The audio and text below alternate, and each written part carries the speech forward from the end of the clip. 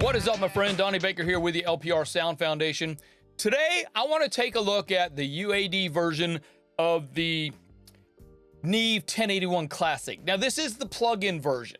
What I'll do is I'll leave a link right here. We did a versus video not too long ago where we shot out the difference between the hardware version and the software version. I personally own 2 channels of the Neve 1081 Classic that were manufactured in 1972, and they are pretty awesome. I gotta be honest with you, they're pretty awesome. They do sound slightly different, even though they were manufactured at the same time, they've aged differently. I always use the same one for kick drum and the same one for snare drum when I'm recording drums, and they seems to work out for me. So I do want to offer you something for free. Get my Basics of Signal Flow course. It's free. Go to learnprorecording.com/basics. Get that. It's free. Just sign up. And what this course does, it's a quick mini course. It should take you an afternoon to get through it. But it's going to share with you how patch bays work, the difference between analog signal flow and digital signal flow, and then we go into mixing, the different versions of mixing that we use here in this studio. We have analog mixing, mixing in the box, and hybrid mixing, where we blend the best of both worlds. So hopefully it's going to help you out. And like I said, it's 100% free. Go grab it. learnprorecording.com/basics. Now let's go take a look at this 1081 Classic, shall we? Okay, today we're going to take a look at the UAD 1081 Classic by Neve. Unfortunately, this is not available on the UAD X version of the UAD plugins. This is only available for the regular UAD, which means that you have to have an Apollo to process this. So the deal with this EQ is that you have to understand frequencies. This is the frequency rotator around here. You pick the frequency, and you can choose whether you boost or cut. The high frequencies and the low frequencies you can change from a shelf to a bell curve. Okay, you turn off the bell curve and now it's a shelf.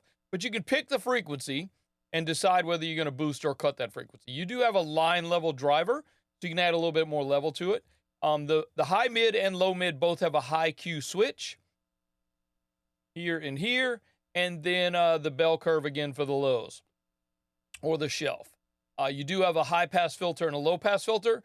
You can choose to engage the EQ or not, and the phase flip is just 180 degrees. Let's take a listen to the kick drum. This is with the EQ. This is without the EQ. All I'm really doing is adding a little bit of the click, right around 1,000 hertz. Without the EQ one more time. And then let's listen to the bass. Bypass it. Bring it back in.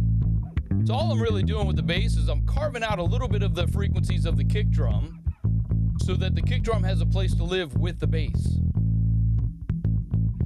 So I bring the kick drum back in and bypass the bass. See, I'm making room for both of them. So let's take a listen to see what it does on a snare drum.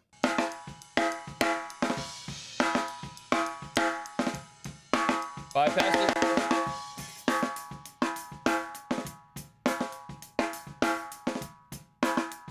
Put it in.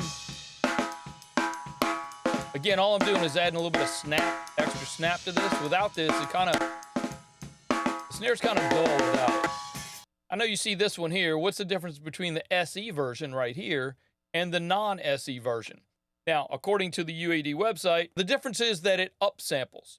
So the upsampling for 44.1 and 88.2 is going to go to 176.4. For 48 kilohertz or 96 kilohertz, it's going to go to 192. That's the only difference really between these two.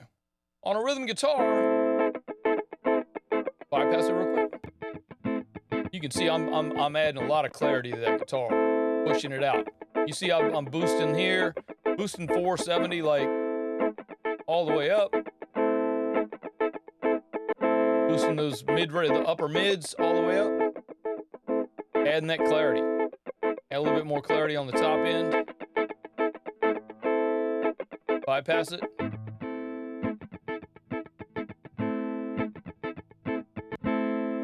Okay, let's put it back in. Take it out. Lots of clarity. On vocals, it's so lonely, bypass it. but I had a good time. I'm just using that to clean in vocals up a little bit. You can see I'm not boosting or cutting anything down here. Yeah. I'm not using any of the pass filters. I am cutting just a little bit of the low mids, but I'm also adding some of the mids. It's so I'm lonely, also adding some of the high mids. but I had a good Add a little bit time. of the clarity here. Yeah. Drive a little bit. You can even use this on the master bus. Clean things up on the It's master so bus. lonely, but I had a good Bypass time. This preset's called the subtle sweetener. And yeah, look, I always start with a preset. I mean, if somebody says, hey, you should try these mix bus presets, that's where I'm going to start. I'm going to go in and tweak as I need to, but I'm always going to start with a preset. Let's look at the bass preset. Yeah, it's called the Neve bass trick. Okay, but I've gone in and tweaked it a little bit, of course, but I'm going to start with a preset. Why not? I mean, somebody else took their time, effort, energy, and money to create a preset. Why not start there? Hey, hopefully you guys have enjoyed looking at this 1081 Classic real quick. This is not by any means a complete review of this. I just wanted to show it to you real quick. We are going to do a versus video here shortly. We actually have this as hardware. I have 2 channels of 1081 Classic. Both were manufactured in 1972. So what we'll do is we'll do a versus video of this, and I'll share with you what the difference is between the plug-in version and the hardware version.